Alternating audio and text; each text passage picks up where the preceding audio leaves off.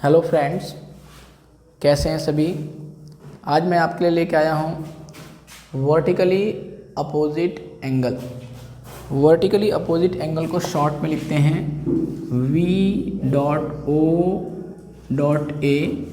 Vertically opposite angle. देखिए बेटा, vertically opposite angle क्या होता है? जब दो लाइन आपस में इंटरसेक्ट करती है, जब दो लाइन आपस में इंटरसेक्ट करती है बेटा, तो आप समझिए जैसे ये है, ऊपर वाला नीचे के, इधर वाला इधर के। आप देख पा रहे हैं बेटा, एंगल 1 एंड 2 ये क्रॉस देख रहे हैं। एंगल 1 एंड 2 सामने सामने है बेटा, और ये आमने सामने के दोनों एंगल क्या होंगे बेटा? वर्टिकली अपोजिट एंगल कहलाएंगे। जैसे मानिए बेटा, angle 1 and angle 2 are in a vertically opposite angle। ठीक है, या एक काम और लिख सकते हैं बेटा, इसको हटा दीजिए। Are the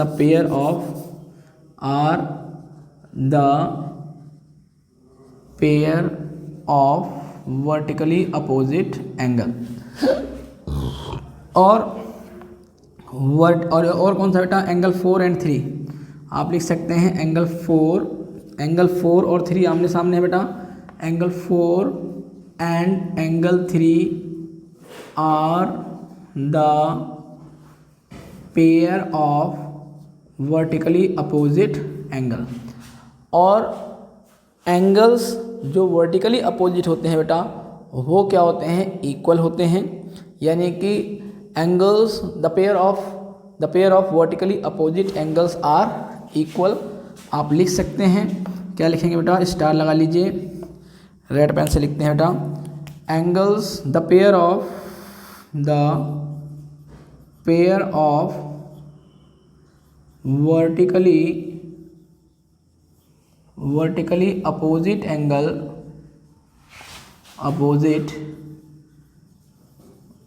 angles are equal. ये क्या होते हैं बेटा? आपस में इक्वल होते हैं। देयरफॉर इसका मतलब क्या हो गया बेटा? इसका मतलब ये हुआ, एंगल 1 इज इक्वल टू में एंगल 2 और एंड यहाँ कह सकते हैं बेटा आपका एंगल 4 इज इक्वल टू में एंगल 3, क्योंकि 1 और 2 वर्टिकली अपोजिट एंगल है, इसलिए आपस में इक्वल होंगे। एंगल 4 3 का वर्टिकली अपोजिट है, तो क्या हो जाएगा बेटा? एंगल 4 क्या होगा? इक्वल होगा। रीजन में आप लिख सकते हैं बड़े प्रेम से वर्टिकली अपोजिट एंगल, यहाँ पर भी लिख सकते हैं वर्टिकली अपोजिट एंगल। आइए बेटा, हम लोग कुछ क्वेश्चंस को देखते हैं। आइए देखते हैं बेटा, क्वेश्चन क्या है?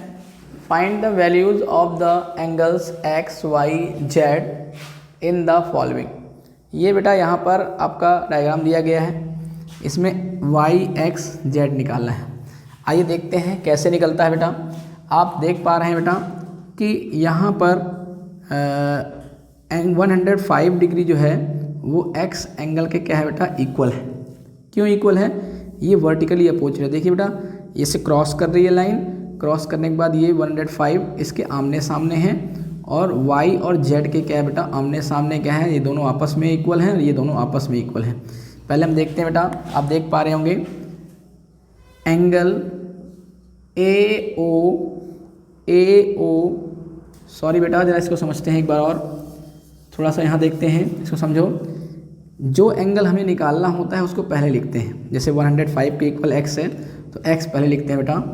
Angle BOC is equal to में एंगल AOD